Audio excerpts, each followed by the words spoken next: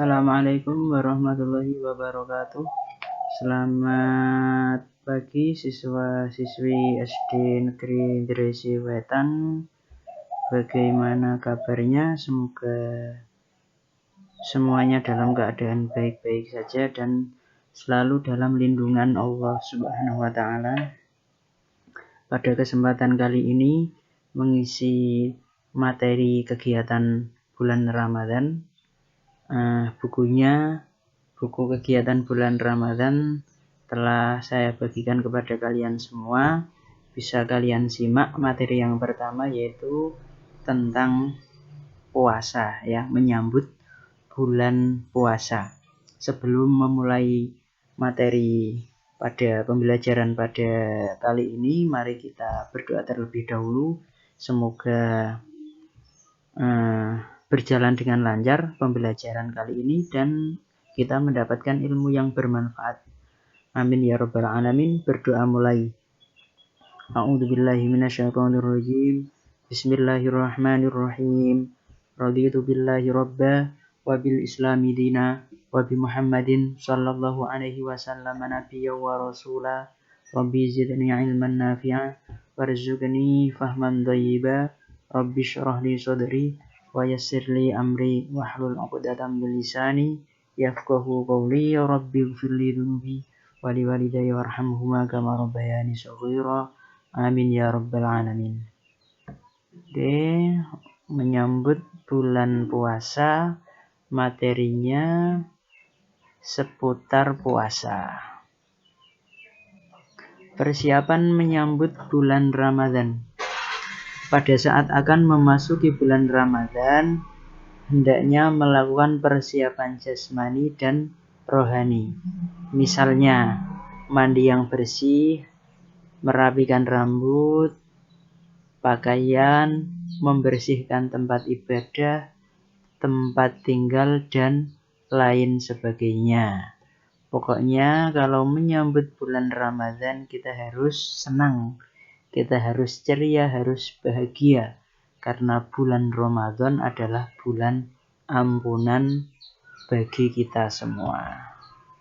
Rasulullah Shallallahu Alaihi Wasallam bersabda, "Man fariha bidhuli Ramadana, harramallahu jasadahu 'alan niran."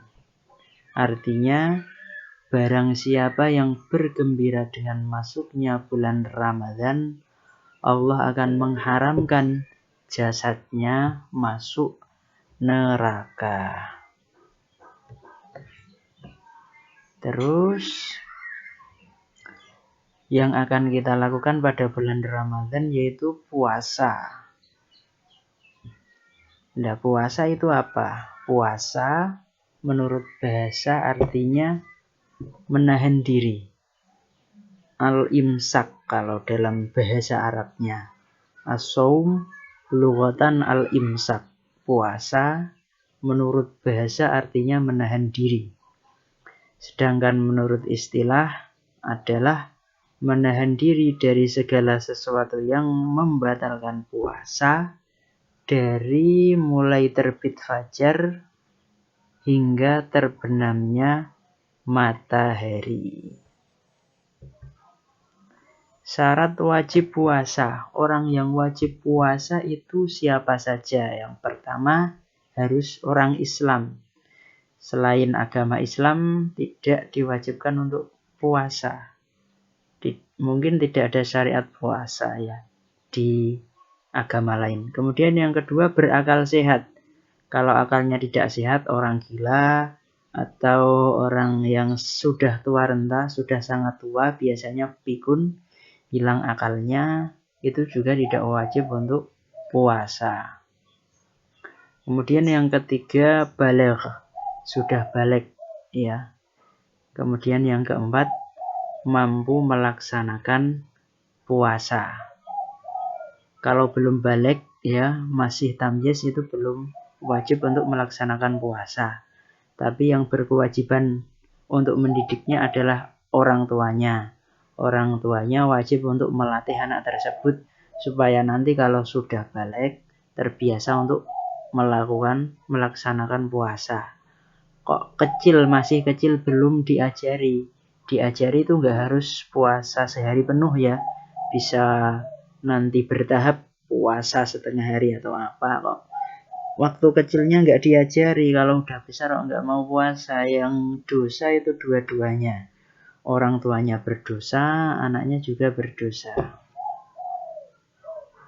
Mampu melaksanakan puasa yang keempat ya. Kalau nggak mampu, entah itu sakit atau memang nggak boleh puasa karena haid atau nifas, maka tidak wajib melaksanakan puasa. Syarat sahnya puasa, syarat sahnya yang pertama yaitu Islam. Kemudian yang kedua mumayyiz, tamyiz. Mumayyiz itu bisa membedakan antara baik dan benar. Mudahnya kalau anak kecil itu sudah sudah bisa makan, itu mengambil sendiri, bisa melakukan kegiatan-kegiatan secara sendiri seperti mandi, memakai pakaian dan lain sebagainya, berarti itu sudah mumayyiz. Sudah bisa membedakan mana yang baik, mana yang buruk.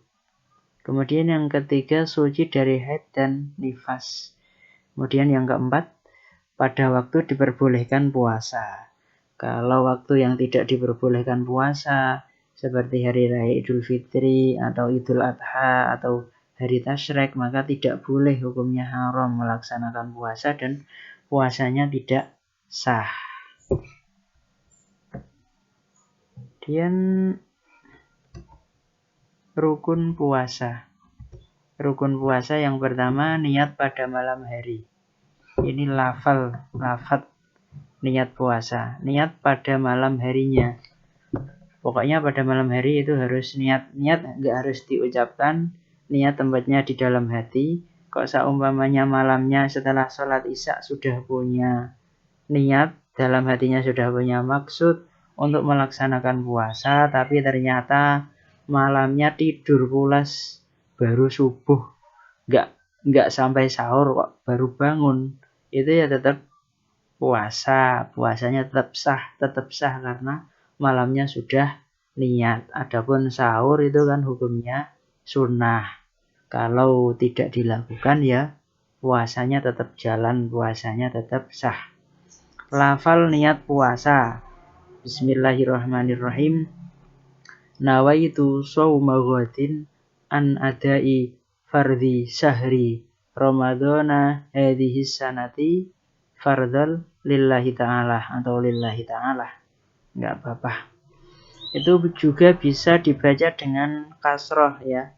Nawaitu shauma ghadin an adai fardhi syahri Ramadhani hadhihi sanati lillahi ta'ala, fardhal lillahi ta'ala. Itu juga boleh dibaca seperti itu. Boleh ada fardhi syahri Ramadhana atau ada fardhi syahri Ramadhani hadhihi sanah. Niat pada malam hari. Kemudian yang kedua, menahan dari segala sesuatu yang membatalkan puasa, mulai terbit fajar sampai terbenamnya matahari. Hal-hal yang membatalkan puasa nanti akan kita bahas. Hal-hal yang membatalkan puasa. Oke, hal-hal yang membatalkan puasa. Hal-hal yang membatalkan puasa yang pertama, makan dan minum dengan sengaja. Kalau lupa, seumpamanya lupa, kalau ternyata dia puasa lupa kok makan atau minum, ya puasanya nggak batal karena tidak sengaja, karena lupa. Kalau lupa minum sih nggak apa-apa, tapi kalau lupa makan di tengah-tengah jalan, baru makan kok terus ingat belum minum, itu kan nanti repot, nanti seretan malah gak enak kabeh. Kemudian yang kedua, memasukkan sesuatu melalui lubang penerus, telinga, hidung, mulut, kubul, dan dubur. Yang kedua ini ada anggota badan yang memang berlubang ya, yang berlubang dan sampai ke dalam tubuh. Contohnya mulut, di sini hidung, kemudian telinga, kubul, dan dubur. Kok memasukkan sesuatu hingga sampai ke dalam, maka puasanya tidak sah. Contoh rongga hidungnya diugrek-ugrek sampai dalam, atau telinganya diugrek-ugrek sampai dalam, atau meneteskan obat telinga. Di sini mata tidak termasuk, ya.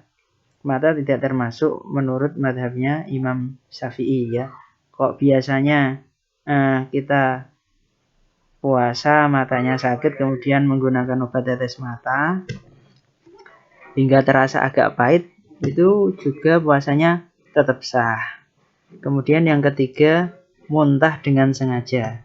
Kalau muntahnya tidak sengaja maka puasanya tetap sah. Kalau muntah sengaja itu contohnya dilogok ke tangan supaya metu, supaya muntah lah, itu puasanya batal, puasanya tidak sah. Kemudian yang keempat, hilang akal atau gila, hilang akalnya gila. Maka kan ada orang yang biasanya gilanya itu karena penyakit. Jadi gilanya itu kambuhan, ya. Gilanya kambuhan. Itu kok ada orang gilanya kambuh waktu puasa, maka puasanya tidak sah. Kalau cuma pingsan itu tidak membatalkan puasa, nggih. Ada orang puasa kok karena lemas atau apa kok pingsan, kemudian sadar kembali, maka puasanya tetap jalan, puasanya tetap sah. Kemudian yang kelima, haid atau nifas. Ini hal-hal yang membatalkan puasa.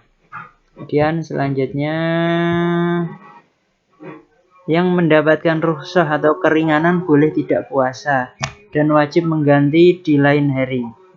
Yang pertama yaitu musafir, yaitu orang yang dalam keadaan bepergian jauh, bepergiannya melebihi 80 km. Kalau bepergiannya cuma dekat di Rembang atau di Kudus atau di Pati, maka tidak mendapatkan keringanan, tetap wajib melaksanakan puasa. Dan juga ini bepergiannya boleh tidak puasa kalau bepergiannya sebelum terbit fajar. Sebelum terbit fajar. Kalau bepergiannya setelah fajar, maka tetap harus wajib melaksanakan puasa. Contohnya, bepergian mau ke Jakarta, perginya jam 6 pagi, maka tetap wajib puasa, wajib sahur. Karena ya ketika waktu puasa itu mulai, orangnya belum dalam keadaan bepergian jauh, ya. Beda kalau bepergian jauhnya itu sudah mulai sore, maghrib atau malam harinya. Karena jauhnya pagi harinya itu masih dalam keadaan bepergian jauh, maka boleh untuk tidak puasa, tidak sahur, memang niatnya di hari itu tidak puasa. Contoh bepergiannya di keluar pulau, ke Sumatera atau ke Kalimantan. Kemudian yang kedua, sakit.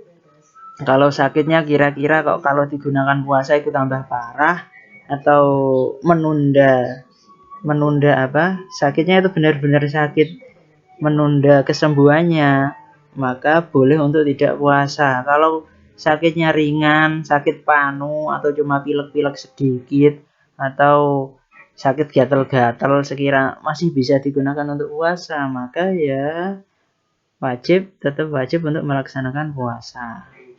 Kemudian yang tidak boleh berpuasa itu wanita yang sedang haid dan nifas.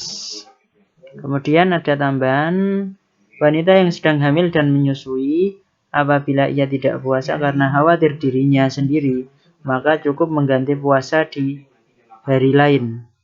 Nek puasane tidak puasa karena sedang hamil atau sedang menyusui, karena murni mengkhawatirkan kondisinya sendiri, ya, itu maka cukup mengganti di hari lain puasanya. Tapi kalau khawatir terhadap bayinya atau kandungannya, maka wajib mengganti puasa sekaligus membayar fidyah.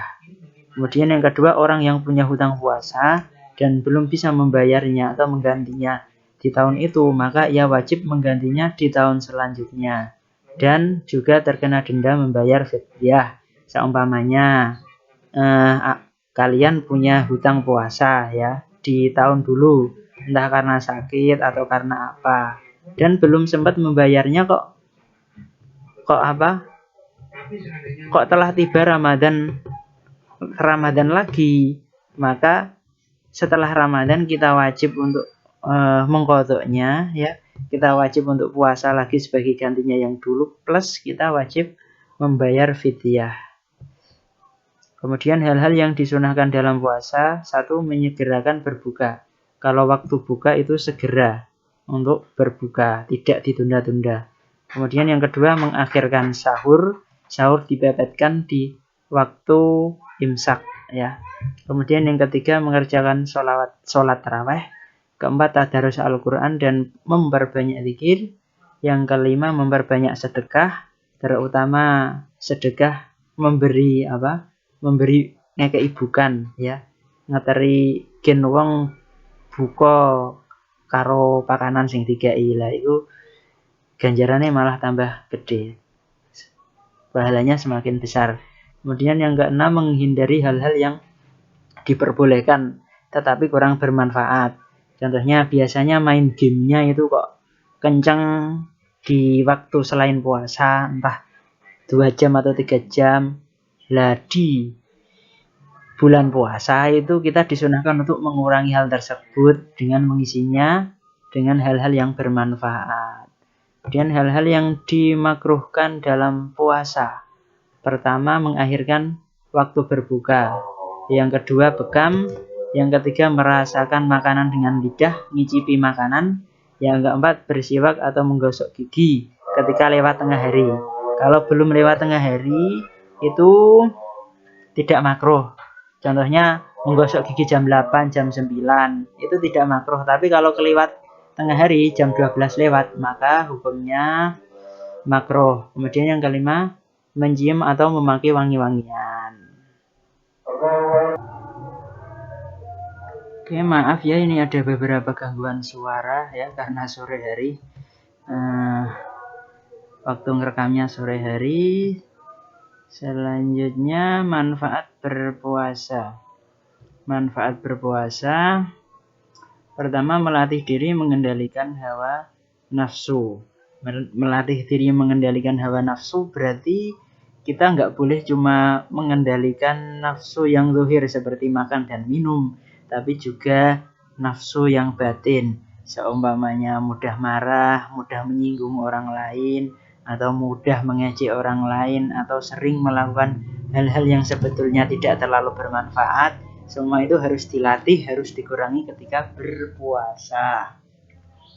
Kemudian yang kedua, mempertebal rasa kasih sayang sesama, terutama pada fakir miskin. Karena ketika kita merasakan lapar, merasakan dahaga, itu seperti kita merasakan apa yang dirasakan oleh orang-orang fakir miskin, karena keterbatasan harta yang dimilikinya. Harus menahan lapar, harus menahan haus setiap hari. Kemudian yang ketiga, menumbuhkan semangat bersyukur. Ketika kita telah diberikan harta, diberikan rezeki oleh Allah, bisa makan tiap hari, kemudian kita juga merasakan bagaimana penderitaannya orang-orang fakir miskin, maka kita akan mudah untuk bersyukur. Kemudian yang keempat, menjadi pribadi yang takwa pada Allah. Oke. Sementara itu dulu ya materi puasa bagian pertama yang saya sampaikan. Kurang lebihnya mohon maaf. Wassalamualaikum warahmatullahi wabarakatuh.